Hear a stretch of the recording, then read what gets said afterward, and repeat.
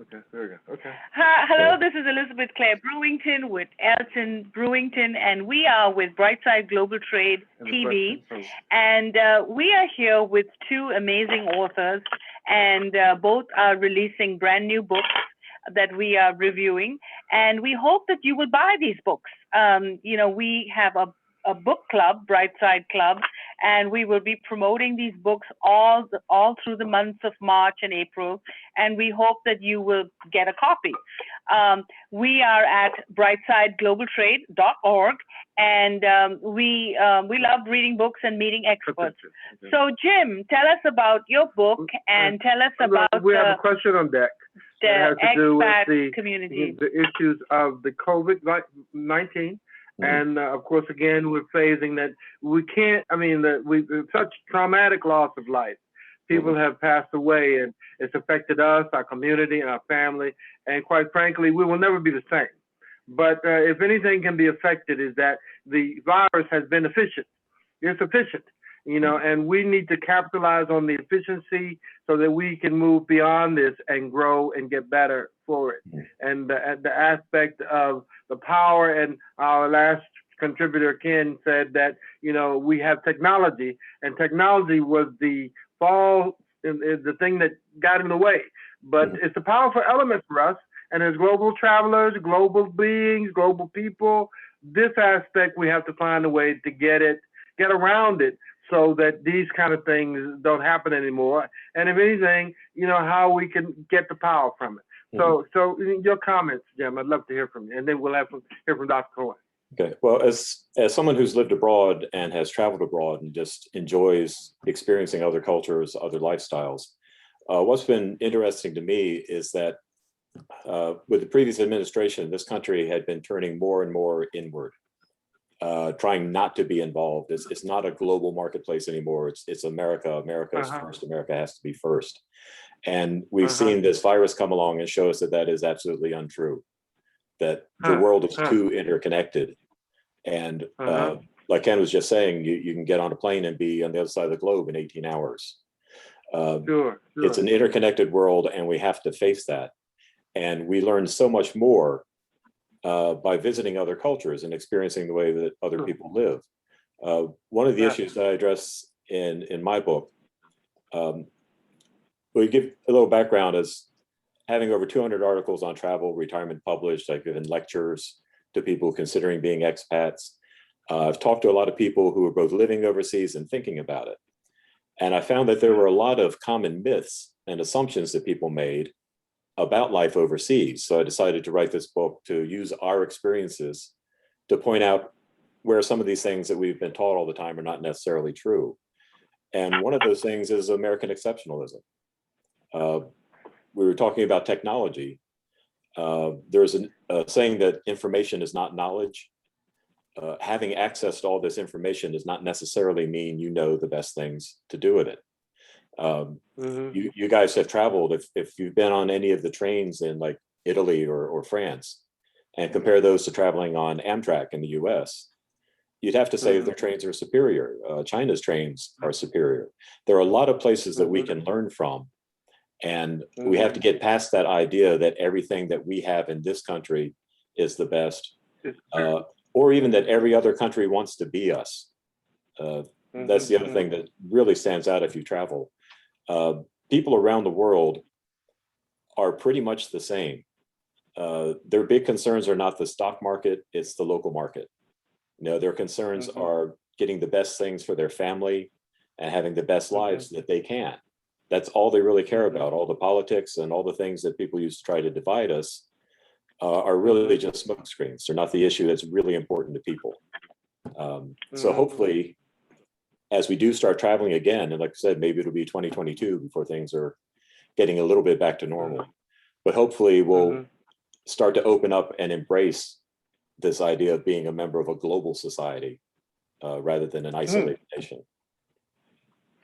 That's a good comment, Jim. I appreciate that. And, as you made the point, and, that the inverted, everything turns in on the U.S., but, quite frankly, we are a global culture, economically, product-wise, use and travel. And when you talk about solving those problems internally, that might have been the problem, is that we were trying to solve them internally exclusively when it are global issues.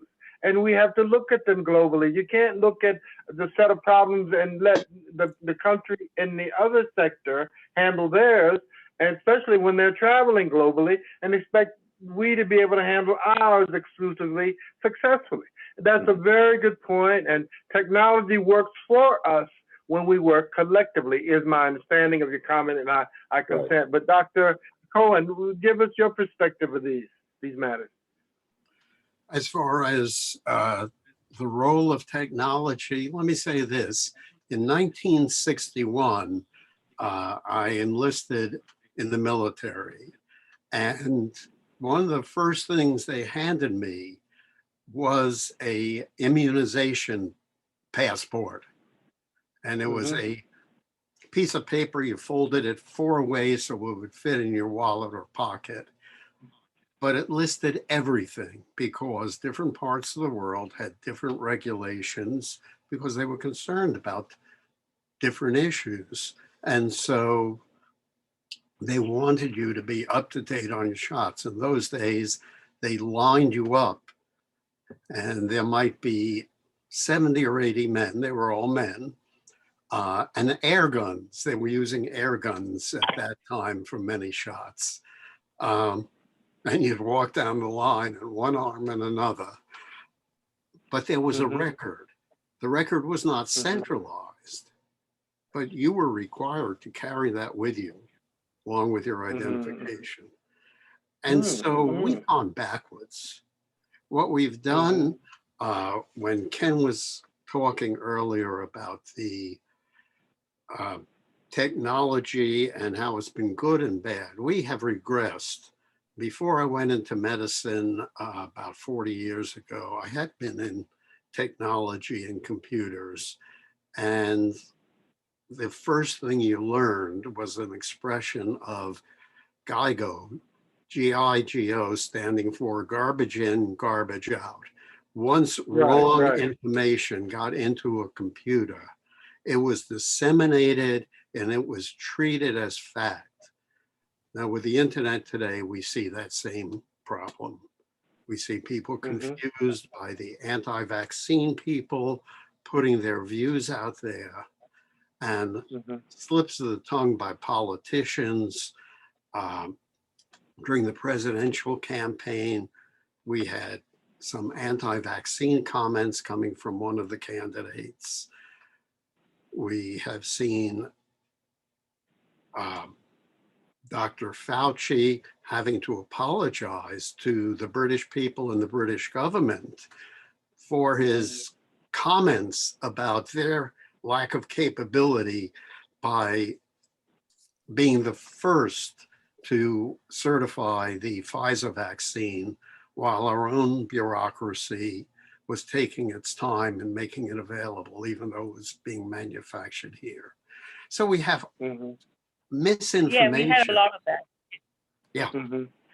Misinformation. Okay, that let's I think come is back. obvious. Yeah, so very good point. That's a very good point. That is a very good point. We had even the thing about wearing a mask, not wearing a mask. It really came from NIH that, should you wear it, should you not wear it? CDC should have come out with guidelines right away.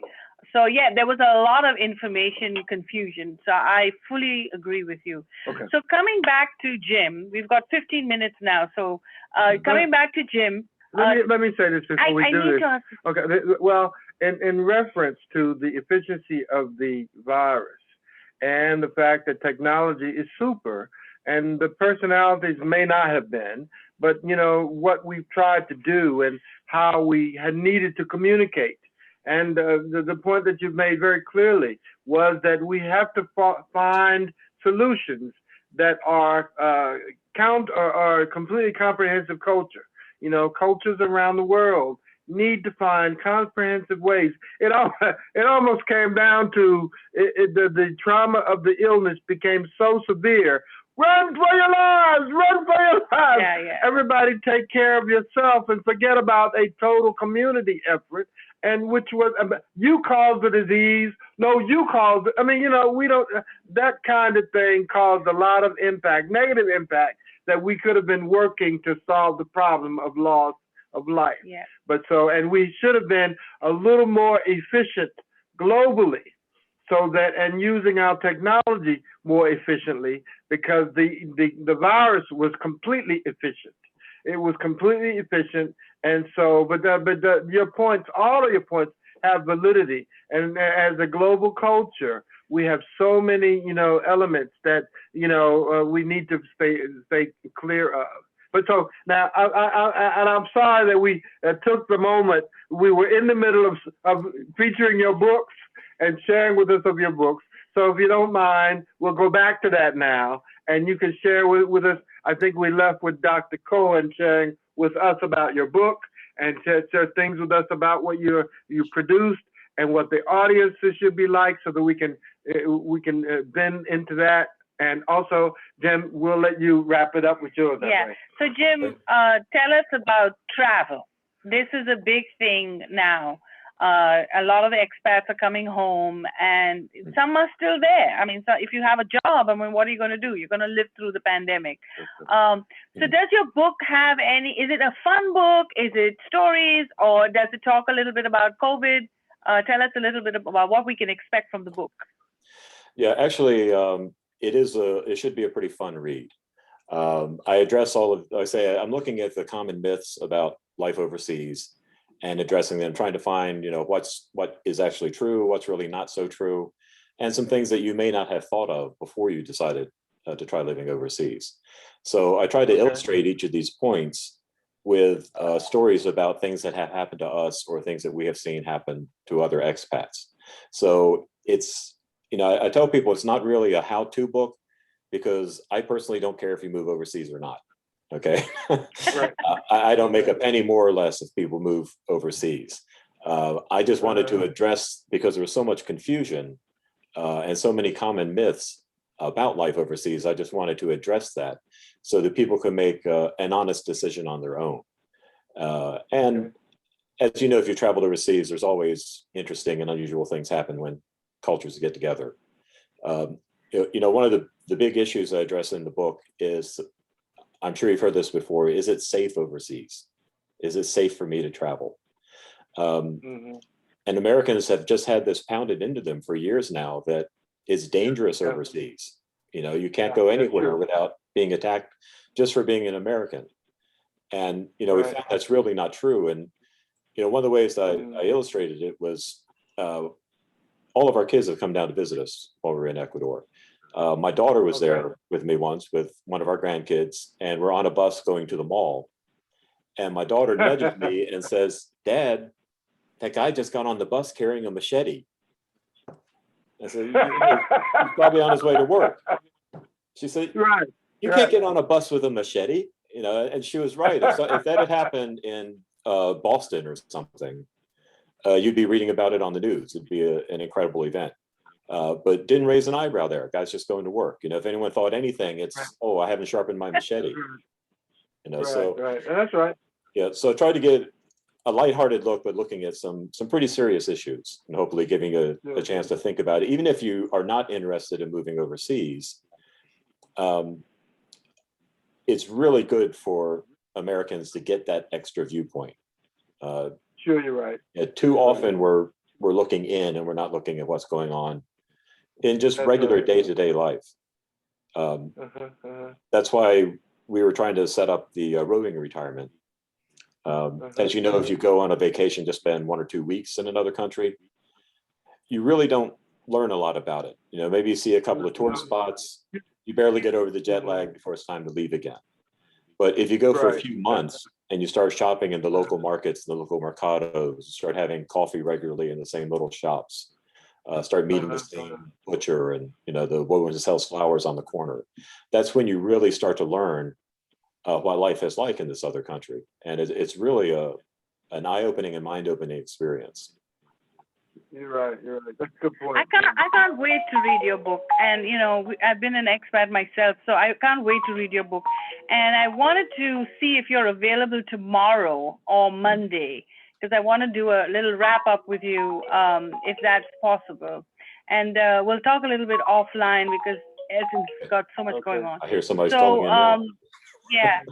So, okay. So let's get back to Dr. Cohen's book, and then I'll give everyone a chance to just tell people why we should read your books. Yeah. And then I'll stop recording, and then I want to just see if I can make appointments with you all as well. Yeah. So Okay, go sure. ahead, Dr. Cohen. Tell us about travel. Is there anything in your book? Because I know people are very fearful, and right now, as Jim pointed out, there was always this myth that going abroad was terrifying. I know when I first married Elton and took him to India, he carried water bottles, which I thought was just so ridiculous. No, water bottles and toilet paper. Yeah, he carried water and toilet paper and medicine. He probably bought everything from the store. And I was like, I'm going to my hometown and, what is this?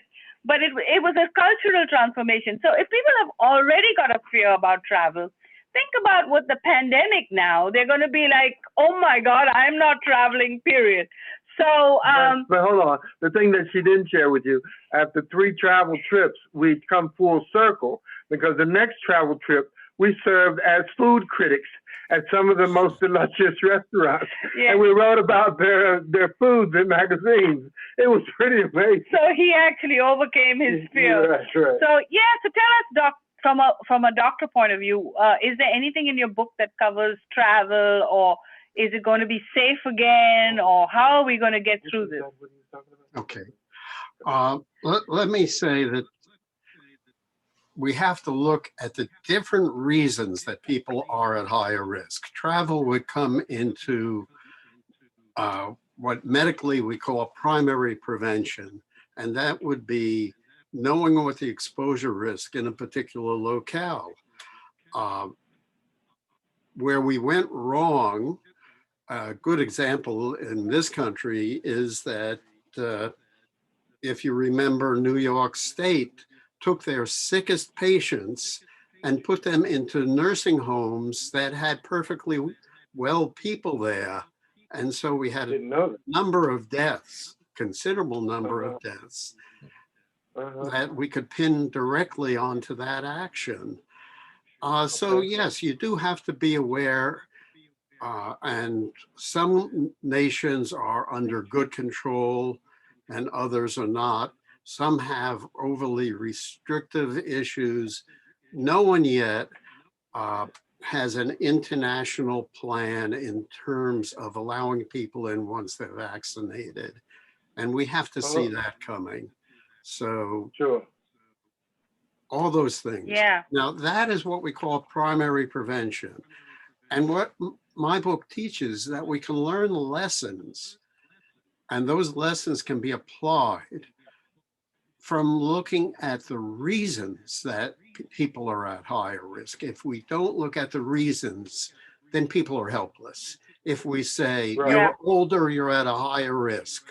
You are Black, you're at a higher risk. That's nonsense. It is not because of age or genetics. Right. It is other factors that have affected people. And we have in medicine what we call primary, secondary, and tertiary prevention. Tertiary prevention really translates into the quality and availability of medical care. And there too, there are differences based on age and race. It's unfortunate, there shouldn't be. But hold on just a second. We're not going to fix those overnight. As wrong as they are, we have to be working on these for a long time. There's too much in the way of historical patterns and prejudices and socioeconomic differences to expect things to disappear in the time frame of this pandemic. But in the middle, we have secondary prevention. And secondary prevention, and that's why if you look at the cover of the book, they've symbolized that with a wall. And I'm saying we need to allow people to build additional walls. That has been overlooked by the medical establishment. A lot of people are trying it on their own. And there's crazy cures out there and some legitimate ones in terms of take this vitamin and that, but without really giving people a basis. What I have done is I've looked at the underlying reason we have a hyperinflammatory disease. That is why this epidemic can affect so many different body systems. If there is inflammation present, it's a weak spot. And that is where people will have more severe infections. So I'm not talking about preventing people from being exposed when I talk about secondary prevention. I'm talking about being hardened so they become the person that has the sniffles and say, this is no worse than a cold, versus the person that is disabled for weeks or months, that ends up in a hospital, that ends up on a respirator. And so here we have to say, what is it that makes Black Americans different? And it is not skin color nor genes. It is certain patterns that have shown for years that we have much higher rates of type 2 diabetes. And we also have increasing rates of type 2 diabetes as people age. And this has been going on since the Carter years. It was bad before, and it started accelerating when the government started embracing certain dietary ideas in the late 1970s, which turned out to be completely invalid without scientific basis. But they paid off a lot for industry. The book explains that because a lot of the myths we have about that come from the government itself. There was an old Pogo cartoon many years ago that said, we have seen the enemy and it is us. And that's something. And that's something. Well, yeah, you make a good point. You make great points, Dr. Cohen. I mean, culturally, diabetics and the food that we consult with those matters on our weekly magazine, our weekly broadcast. Yeah, we talk about which talk about the culture now has to turn in on foods that have a greater nutritional value than taste value. I mean, because if we turn away from taste, food shouldn't taste bad. It should taste good, but it also should be good for you. It should be good for you. All right. So let me wrap up this interview and stop recording, and then we'll talk about other things. But so Jim, tell us in your own words, 5 reasons why people should buy your book. Where is it available? Do you have a website? How can we get this book? Okay. I think the best reason to buy it would be if you've ever been curious about what life is like overseas. Not necessarily if you want to try it yourself, then you definitely should. But if you've ever been curious about it, it's an open and honest look at what that life is like. And, I'm drawing on not just my personal experiences as an expat, but as a travel and retirement writer, someone who wrote for International Living for years and have gone to conferences and talked about life in different countries. The other thing about it is that, and this is addressed in one of the chapters, a lot of people feel like I'm too young to retire. But things have really changed. Over the past 50 years, the average retirement age has been going down while life expectancy has been going up. So we're at the point now where if you're 50 now, you could retire at 65 and still live another 2-3 decades. So you could be spending a third of your life in retirement. So rather than thinking about a retirement as an oasis you stumble into and, I'm done, you need to be looking at it as kind of an arc. There's an arc to your retirement. So this book should give you some ideas of what is possible and whether or not it's something that you think that you can challenge. Probably the easiest way to find it, you search for my name, Jim Santos, on Amazon. Or if you go to amazon.com/author/Jim Santos, always one word, that's going to take you to my author page where you see the other books that I've written on travel as well.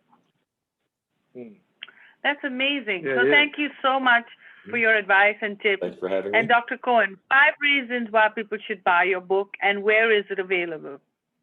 It is widely available at any bookstore. It's available to bookstores through all the wholesalers. So you'll find it available through places like Barnes & Noble or your small local bookstore or Amazon.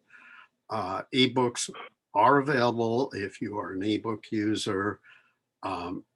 So the reasons that people need to do this, 5 reasons. The first is that the epidemic is not over. We have turned the corner with the availability of vaccinations, but people are relying too much on herd immunity. The anti-vaxxers think they can get away with it and other people will protect them. But the anti-vaxxers socially turn out to be in knots. A particular group of people with particular beliefs are the ones that get the anti-vaxxer message. They can keep passing it up and back, no matter what the herd immunity for the rest of us may be, just because of that. Variants, we don't know yet. The more we vaccinate, the better, because the more active cases, the more variants. So as the active cases go down, then the number of variants, new ones popping up, should start going down. So that's simple math. But we're not around the corner because we don't know. It looks like we may see some of these variants come back and have the ability to reach people. The vaccination will probably provide some help in terms of still having better ability to fight them. That's what it appears at the time, but no one has a crystal ball. So when the talking heads in Washington on the nightly news tell you that, I would be happy to buy their crystal ball if I had one. Now, the second reason has to do with the underlying causes. I talked to you about diabetes, but as much as diabetes has grown, the CDC had this prediction about 50% of people over 65 by the year 2030 would be either diabetic or pre-diabetic. As horrible as that sounds, that's an underestimate, because type 2 diabetes is actually a spectrum that you don't see if you don't look in the right places. So it is a gradual onset, and the body tries to compensate for this over the years. But what's going on is underlying inflammation. As one example, many young women have polycystic ovary disorder. It's quite common in the United States. They don't think about diabetes, but it's actually one of the early stages, in that what they're getting is they're getting inflammation because their body has insulin resistance. Their sugar level may still be perfectly normal, whether you measure it immediately on a fasting blood sugar or you measure a time-weighted average using something called hemoglobin A1C. Because their body is compensating for the dietary problems that are ensuing by saying, we'll just produce more insulin. Now, we were taught in elementary school that there's this disease called diabetes and insulin is the cure. No. Hello? Okay, we have to stop the recording right now, but we'll be back. You can watch this and more on brightsideglobaltrade.org, and we'll make sure that you have the links to the authors as well. Thank you so much.